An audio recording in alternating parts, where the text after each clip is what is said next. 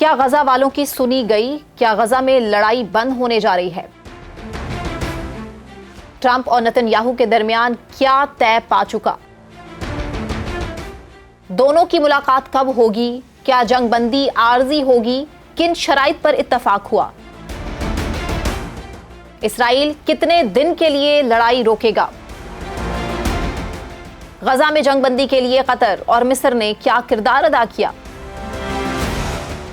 کیا حماس جنگ بندی کو قبول کرے گی؟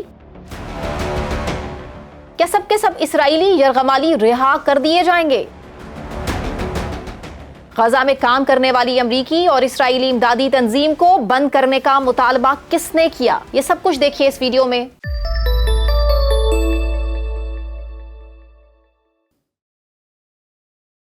السلام علیکم، میں ثنا کیوان، آپ دیکھ رہے ہیں ولاگ سینٹرل۔ امریکی صدر ڈونلڈ ٹرمپ نے کہا ہے کہ اسرائیل کے ساتھ غزہ میں جنگ بندی پر بات چیت ہوئی اور اسرائیلیوں نے غزہ میں 60 روزہ جنگ بندی کو حتمی شکل دینے کے لیے چند ضروری شرائط پر اتفاق کیا۔ ٹروتھ سوشل پر ایک پوسٹ میں ٹرمپ نے کہا ہے کہ مجوزہ معاہدے کے دوران امریکہ جنگ کے خاتمے کے لیے تمام فریقین کے ساتھ مل کر کام کرے گا۔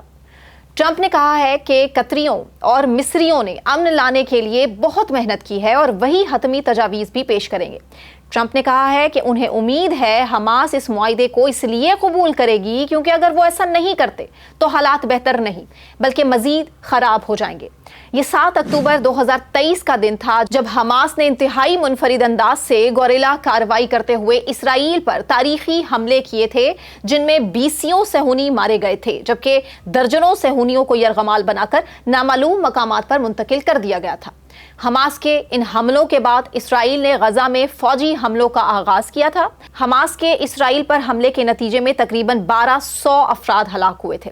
تاہم اس کے بعد سے جاری اسرائیلی افواج کے حملوں سے متعلق حماس کے زیر انتظام وزارت صحت کا کہنا ہے کہ اس وقت تک غزہ میں کم از کم 56,647 افراد شہید ہو چکے ہیں۔ شہداء میں 17,000 سے زائد تو صرف بچے ہی بچے ہیں۔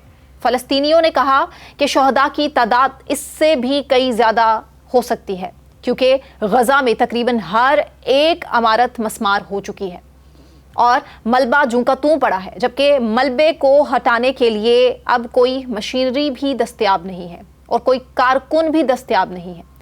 جب ملبہ نہیں ہٹایا جائے گا تو تب کیسے پتہ چلے گا کہ اس ملبے تلے کتنی انسانی جانیں ابھی بھی دفن ہیں؟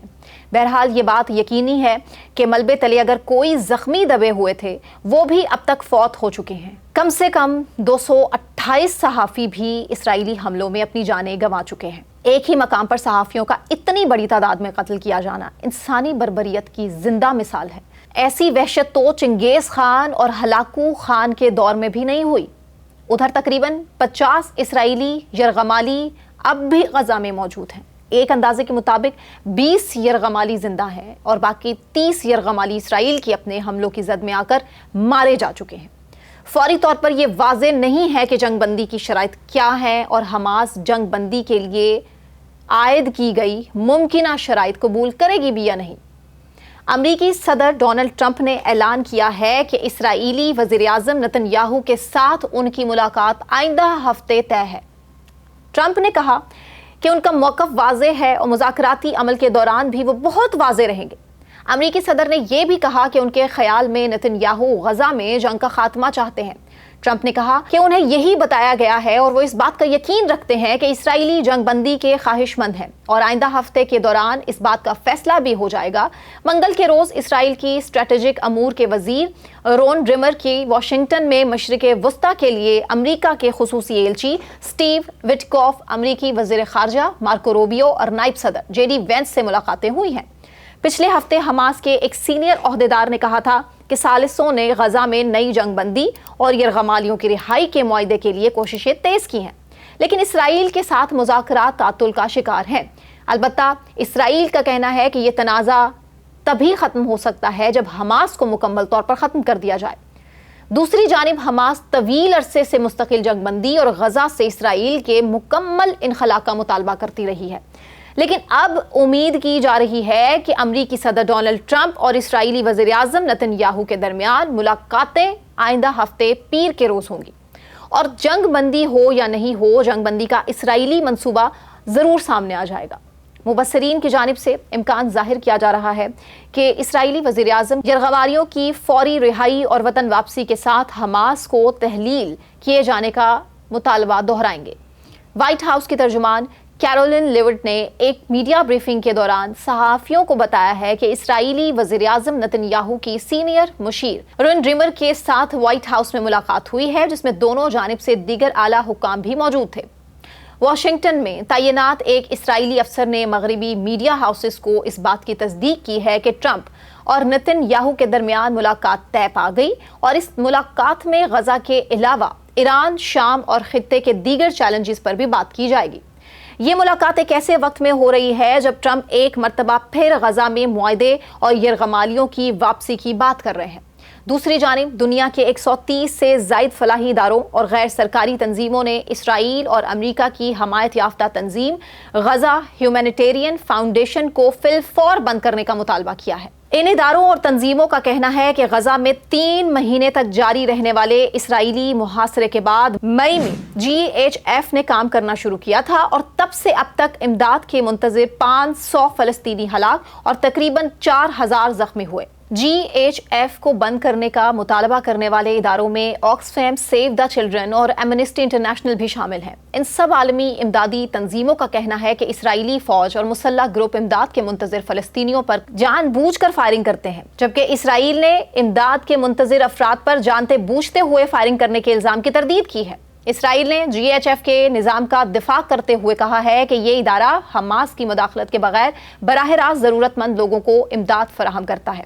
غزہ میں کام کرنے والے فلاحی اداروں اور تنظیموں نے ایک مشترکہ بیان میں کہا ہے کہ GHF امدادی کاموں کے دوران تمام اقدار کی خلاف ورزی کر رہی ہے اور تقریباً 20 لاکھ لوگوں کو فوجی زونز میں دھکیل رہی ہے، اور جب سے GHF نے غزہ میں کام کرنا شروع کیا تب سے اب تک طبی کارکنان، عینی شاہدین یا حماس کے زیر انتظام وزارت صحت کی جانب سے تقریباً روزانہ ہی ایسی اطلاعات آتی ہیں کہ اسرائیلی فوج نے امداد کے منتظر افراد پر فائرنگ کی۔ GHF کے کام شروع کرنے سے پہلے غزہ میں 400 ایسے مقامات تھے جہاں امداد تقسیم کی جاتی تھی، لیکن GHF کو امداد تقسیم کرنے کی ذمہ داری سونپے جانے کے بعد اسرائیلی فوج کے کنٹرول شدہ علاقوں میں امدادی مقامات کی تعداد صرف 4 کر دی گئی۔ اب آپ خود اندازہ لگا لیں کہ 400 امدادی کیمپس بھی کم تھے، وہاں ان کی تعداد صرف 4 کر دی گئی، تو زمینی صورتحال کا اس قدر کربناک ہونا آپ اندازہ لگا سکتے ہیں۔ دنیا بھر کے 130 سے زائد فلاحی اداروں اور غیر سرکاری تنظیموں نے اپنے مشترکہ بیان میں کہا ہے کہ آج فلسطینیوں کے سامنے 2 ہی آپشنز ہیں اور دونوں پر ہی عمل درآمد ناممکن ہے۔ یا تو وہ بھوکے رہیں اور اسی بھوک کے ہاتھوں مارے جائیں، یا پھر اپنے خاندانوں کا پیٹ بھرنے کے لیے کھانے حاصل کرنے کی کوشش میں خود کو گولیاں مروا لیں اور پھر وہاں شہید ہو جائیں۔ GHF کے امدادی کیمپس پر اسرائیلی فوجیوں کی فائرنگ سے شہید ہونے والوں میں کئی یتیم بچے اور ان کی دیکھ بھال کرنے والے بھی شامل، اور یہ نکتہ بھی قابل غور ہے کہ ان مقامات پر عام شہریوں پر ہونے والے حملوں میں مارے گئے یا زخمی کیے گئے افراد میں آدھی سے زیادہ تعداد بچوں کی ہے۔ ناظرین، غزہ اس وقت بدترین قحط کا شکار ہے۔ غزہ والے روٹی، پانی، دودھ اور ادویات کو ترس رہے ہیں۔ وہاں پر ہر شخص ان چیزوں سے محروم ہے۔ صرف پانی کی فراہمی میں ہی 70% سے زائد کمی لائی جا چکی ہے۔ خوراک کی شدید کمی کے باعث ماؤں کی چھاتیوں میں دودھ خشک ہو چکا ہے، جبکہ بچوں کی خوراک کے لیے ضروری فارمولا تک وہاں موجود نہیں ہے۔ فلسطینی نہتے ہیں اور ان پر گولیاں برسائی جاتی ہیں اسرائیل کی طرف سے، کیونکہ وہ خوراک لینے کے لیے آگے بڑھتے ہیں۔ کیا کریں؟ خوراک حاصل کریں تو گولیاں کھا کے شہید ہو جائیں، اور خوراک حاصل نہ کریں تو بھوک کے ہاتھوں اس دنیا سے رخصت ہو جائیں۔ دراصل اسرائیل نے اپنا یہ موقف اختیار کیا تھا کہ حماس کے جنگجو امدادی اداروں سے سارا مال اپنے قبضے میں لے لیتے تھے، اسی لیے سامان کی تقسیم کی GHF کے سپرد کی گئی، لیکن دیگر امدادی اداروں کا کہنا ہے کہ GHF کے ذریعے نہتے انسانوں کی قتل و غارت گری کا مذموم پروگرام چلایا جا رہا ہے۔ غزہ والے بھوک یا بندوق دونوں میں سے ایک کا انتخاب کرنے پر مجبور ہیں، اور عملی طور پر وہ ان دونوں کا سامنا کر رہے ہیں۔ غزہ میں اسرائیلی فضائی حملے الگ سے جاری ہیں۔ دراصل امریکہ اور اسرائیل دونوں یہ چاہتے ہیں کہ کسی نہ کسی طرح ان تمام 20 لاکھ فلسطینیوں کو بھی غزہ سے نکال دیا جائے۔ لیکن غزہ والے کیا کریں گے؟ آگے سمندر ہے اور پیچھے اسرائیل، جبکہ مصر، اردن اور شام نے ممکنہ مہاجرت کو روکنے کے لیے اپنی سرحدی حدود کو بھی بند کر دیا ہے، اور ان کی نگرانی اس ٹائم بہت سخت ہے۔ خطے کے سب ممالک مسلمان ہیں، لیکن غزہ کے مسلمانوں کو کوئی سپورٹ کرنے کے لیے تیار نہیں ہے۔ بدقسمتی سے ہم کس منہ سے جائیں گے روز محشر؟ اپنے رب کا سامنا، ان لوگوں کا سامنا کیسے کر پائیں گے؟ ہم کیسے زندہ رہ پائیں گے؟ شہید تو وہ ہیں اور مردہ ہیں ہم ایک مردہ قوم ہے، اور مردہ قوم کی حیثیت سے ہم جیے چلے جا رہے ہیں۔ ابھی کل ہی اسرائیل نے اپنے ایک فضائی حملے میں غزہ کے ساحلی علاقے میں موجود ایک انٹرنیٹ کیفے کو ہدف بنایا، جس میں بہت زیادہ شہادتیں ہوئیں۔ شہداء میں اکثریت ان فلسطینی طلباء کی تھی جو تعلیمی ادارے بند ہونے کے باعث اس انٹرنیٹ کیفے پر مطالعے کے مقصد سے جایا کرتے تھے۔ اسی انٹرنیٹ کیفے پر موجود ایک صحافی بھی حملے کے دوران مارے گئے۔ ناظرین، آپ کو کیا لگتا ہے غزہ میں جنگ بند ہو پائے گی یا نہیں ہو پائے گی؟